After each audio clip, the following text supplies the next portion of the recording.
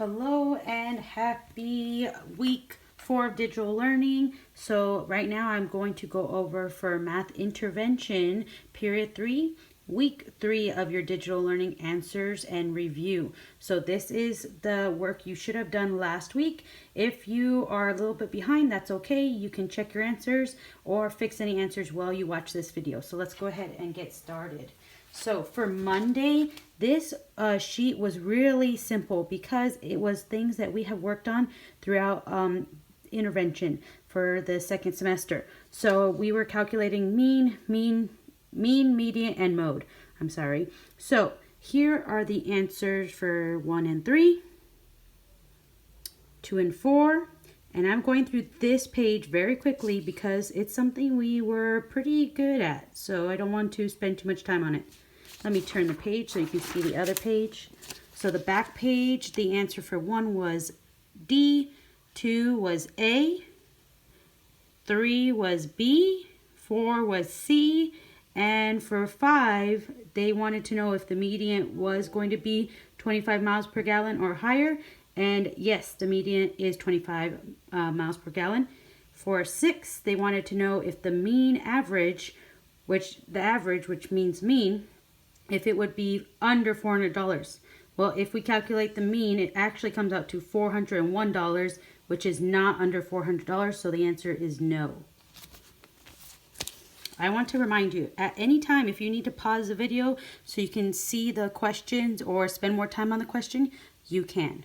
So for Tuesday was a little different than what we're used to. Some of it was review, some of it was not. The main thing, you're just looking for any patterns in the data. So they might give you a data table, a histogram like the one above.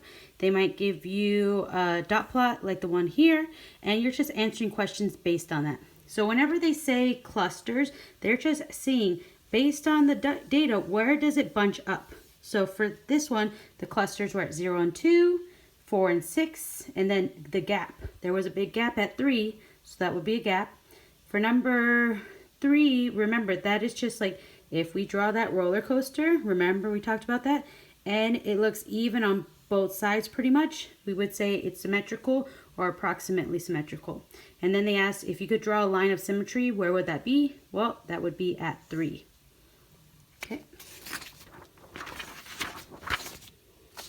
For the back of that page, number 1 was C, 2 was B, 3 was D, and for number 4, they wanted you to look at this dot plot, and based on that dot plot, if you could see a line of symmetry, and I put yes, it is approximately symmetrical.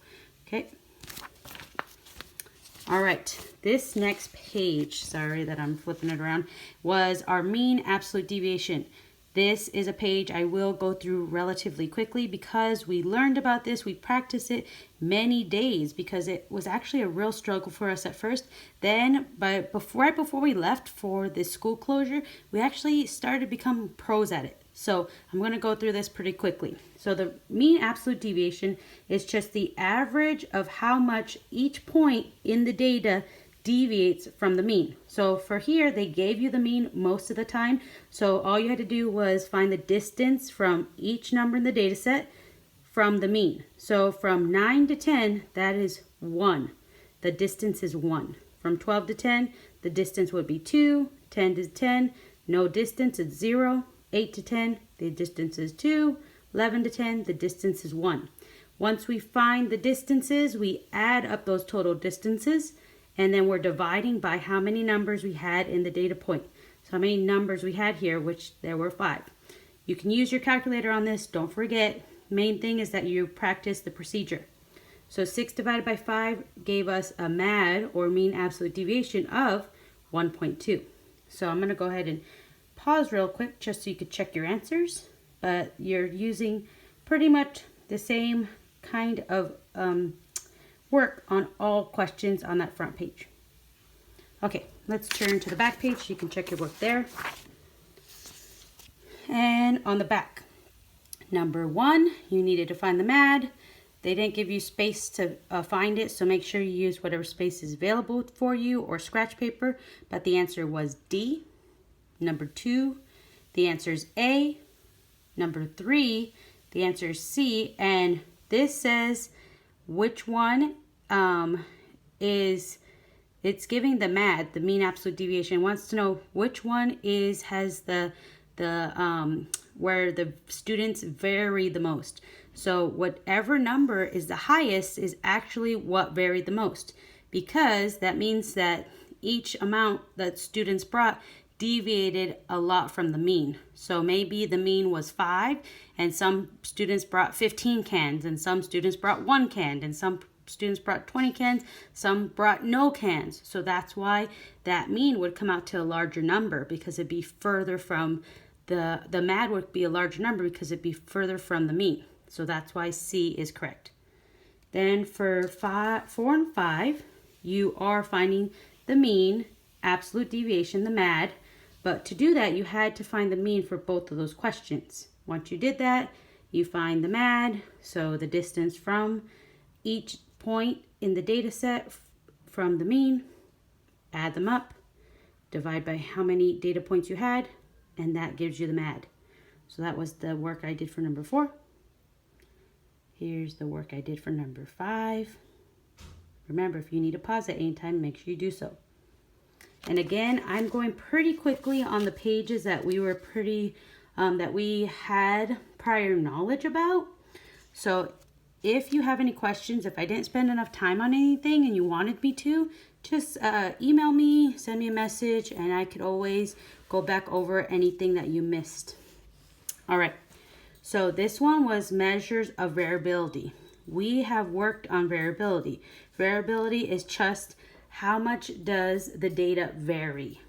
But in these questions, it did not go over what we have actually done in class. So we did not learn how to make a box plot before we left. We did not learn how to calculate the interquartile range. We did learn how to do the range. So for this, they want you to make a box plot. The box plot looks something like this.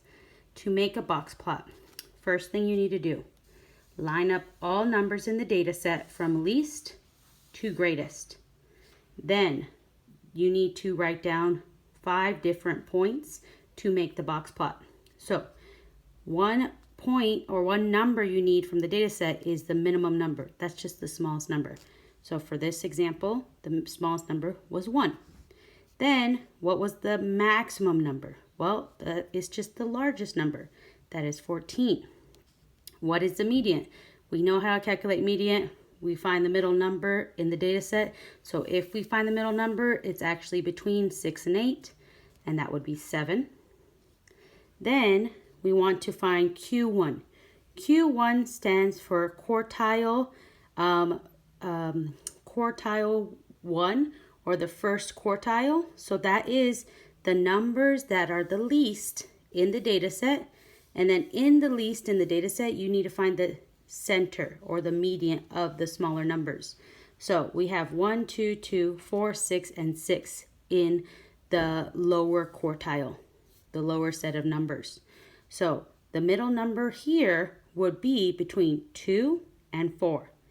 So for Q1, in between 2 and 4 would be 3. Then for Q3, that's the upper quartile, the higher numbers. Well, that would be between 9 and 11. So between 9 and 11 is going to be 10. All right.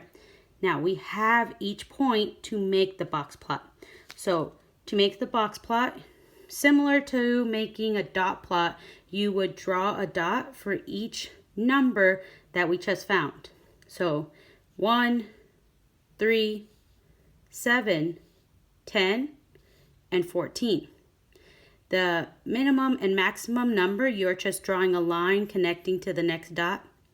For the lower quartile, Q1, the upper quartile, Q3, and the median, right here in the center, you are drawing a line, a vertical line, and then you make those vertical lines into a box. So it should look something like this. All right? Now for range. Range is simple. Range is simple. We are just subtracting the greatest number in the data set from the smallest number in the data set. So 14 minus 1 will give us 13. 13 is our range. Interquartile range is very similar, except you need to use the numbers for the upper quartile range, 10, and you're subtracting that from the lower quartile range, which was 3. So 10 minus 3 will give us 7. So that is our IQR, interquartile range. So I explained this one pretty in depth. I will not explain the other ones too much in depth, just so this video isn't too long for you. But I will go ahead and show you the answers I did have. If you need to practice this again, or if you want to pause, try it on your own, come back and check your work, you can always do that. But I'm going to show you what I have for number 2.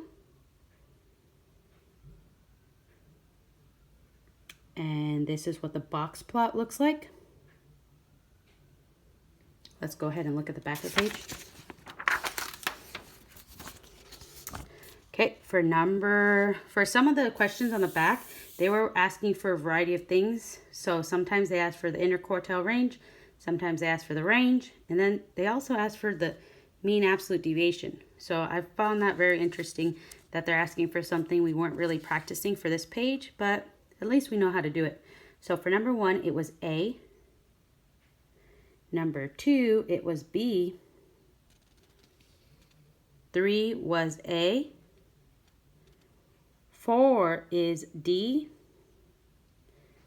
For 5 and for 6, you're actually finding the MAD, the mean absolute deviation again, which we are pretty good at. So for 5, the answer was 2.4 minutes.